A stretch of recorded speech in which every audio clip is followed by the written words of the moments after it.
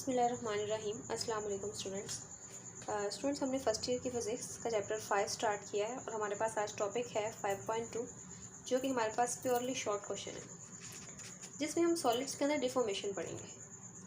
अब deformation in solids, deformation का मतलब क्या होता है? किसी भी चीज़ के अंदर कोई बिगाड़ पैदा करना, उसको तोड़ना मरोड़ना, या उसकी शेप, लेंथ या साइज़ में किसी भी किस्म की चेंज लेके आने को हम डिफॉर्मेशन कहते हैं।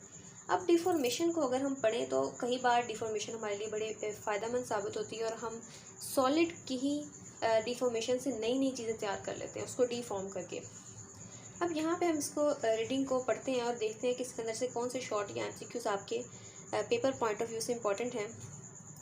If you hold a soft rubber ball in our hand and then squeezes it, the shape or volume of the ball will change. However, if we stop squeezing the ball, वो कहते हैं कि आपके पास एक ball है, आप इसको squeeze करते हैं, यानी आप अंदर की तरफ उसको दबाते हैं। इस तरह से जब आप दबाते हैं तो आप देखते हैं कि इसकी शेप भी पहले की निस्बत स्क्वीज़ होती है, इसका वॉल्यूम भी चेंज होता है, कम होता है।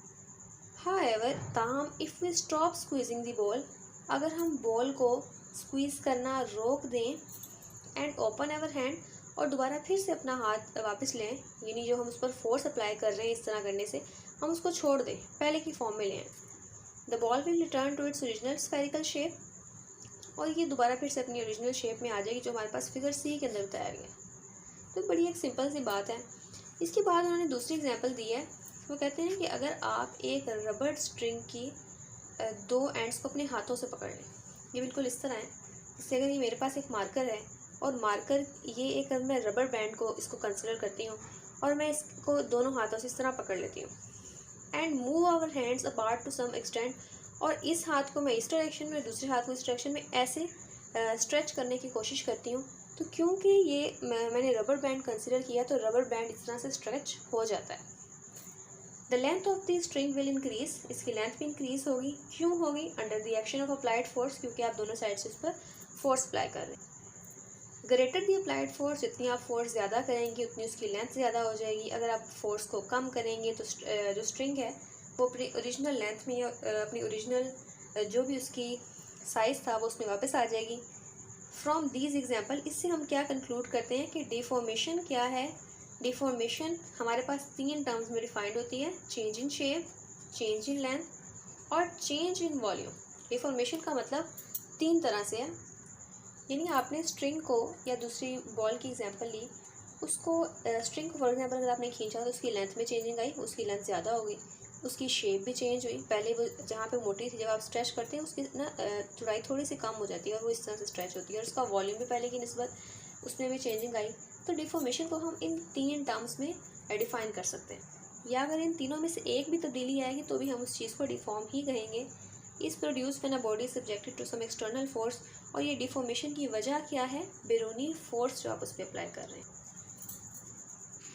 इन crystalline solids atoms are usually arrange in a certain order, जो हमने सबसे पहले पढ़ा था कि हमारे पास जो मॉलिक्यूल्स या एटम्स हैं वो इस तरह से बड़ी अच्छी तरह अरेंज होते हैं, इसके अंदर कोई एक्स्ट्रा स्पेसेस नहीं होती।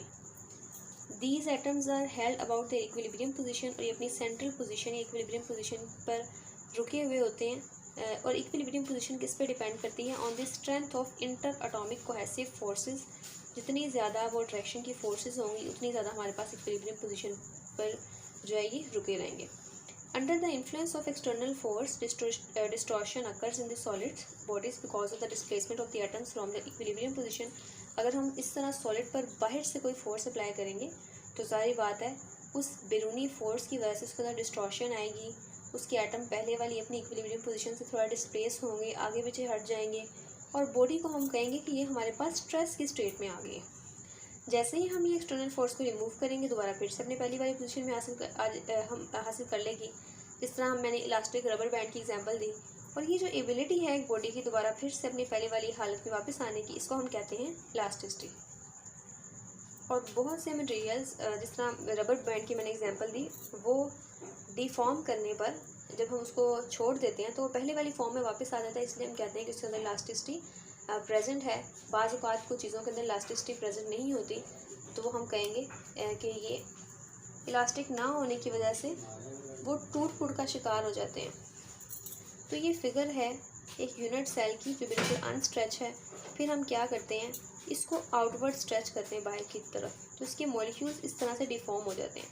फिर हम उसे इनवर्ट स्ट्रेच करते हैं, जिस तरह से इसके मॉलिक्यूल के दरमियान जो यूनिट सेल के एटम्स के दरमियान अरेंजमेंट इस तरह की हो जाती है, और जब रिमूव करते हैं दोबारा फिर से इस हालत में आ जाते हैं। तो ये था स्टूडेंट्स हमारा आज का टॉपिक। होपफुली आपको क्लियर हुआ होगा। कोई क्वेश्चन हो तो आप कमेंट सेक्शन में पूछ सकते हैं। ये सिर्फ MCQ वगैरह के लिए ही आप प्रिपेयर करेंगे। मिलते हैं नेक्स्ट टॉपिक में, नेक्स्ट वीडियो में नेक्स्ट टॉपिक के साथ। तब तक के लिए